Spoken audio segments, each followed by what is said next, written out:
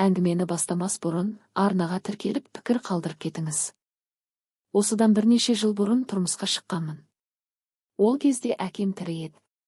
Мен ата-анамның тұңғыш қызымын. Ата-анам кеш үйленген. Жалғыз інім бар. Ол әлі үйленуге жас. Мектепте енді ғана аяқтағалы отыр. Ал мені ұзатуға ата-анам ерекше асықты. Мектептен соң мені колледжге оқуға түсірді. Мамандығым бастауыш сынып мұғалімі. Қыз балаға жарасатын мамандық деп ойлаймын. Колледжде оқып жүргенде дипломымды қолыма алуыма жеткізбей, тұрмысқа беруге асыққан ата-анама бір жағынан түсіністікпен қарадым. Анам кеш тұрмыс құрғанның қалай боларын түсінгендіктен мені асықтырып жатқан шығар деп ойладым. Мен жеңгелерім арқылы бір жігітпен таныстым. Екеуміз бір-бірімізді ұнатқан соң көп созбай үйленуге шешім қабылдадық. Анама айтып едім, ол бұл әрекетімді құптады. Аналық ақылын айтып, жыламайтындай жерге барғаныңды біз де қалаймыз деді. Бір көргеннен адамның ішінде не бар екенін біле алмайсың ғой, ал сыртқы көрінісі жаман емес, жүзі жылы екен. Бірақ өзің шеш. Деген анамның сөзін ес көріп тұрмысқа шықтым. Алдымен екі жақтан әпкелеріміз бен аналарымыз қазіргі тілмен айтқанда тәтті шайға барып, жолығып, өзара әңгімелесті. Той болды. Біз тойдан кейін ауылда ұзақ уақыт тұрған жоқпыз. Мен колледждегі оқуымды бітіруім қажет еді. Ата-енем де бұл үшін жағдайымды жасап берді. Мені түсінгендеріне рахмет. Сөйтіп күйеуіміз екеуміз қалаға келдік. Ол менен 2 жас үлкен. Оның мектептен кейін білімі болмаса да әскер қатарында болып, азаматтық борышын өтеп келгені бар. Ал мамандық алуға құлшыныс білдірмеді. Біз жас отбасылардың басынан өтетін қиыншылықтарға тап болдық.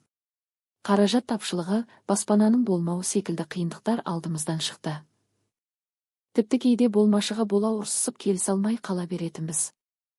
Әсіресе аяғым ауыр кезде тұрмысқа шыққаныма қатты өкінетінмін, ұнатып ақ қосылған күйеуімнің кейбір қимылдары ашуымды келтіретін.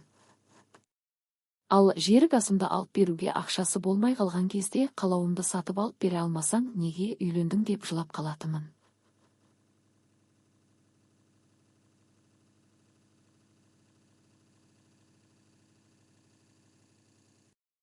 Өстіп әбден қиналдым. Алғашқы жүктілік қиын өтеді ғой.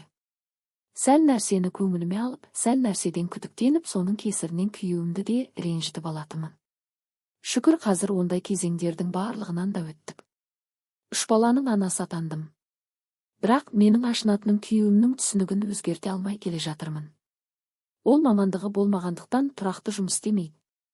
Әр жерде бір жұмыс істейді, соған қанағат дейді. Бірақ мен де өзгелер сияқты жақсы өмір сүргім келеді. Ал өзім жұмысқа шығайын десем балаларым кішкентай.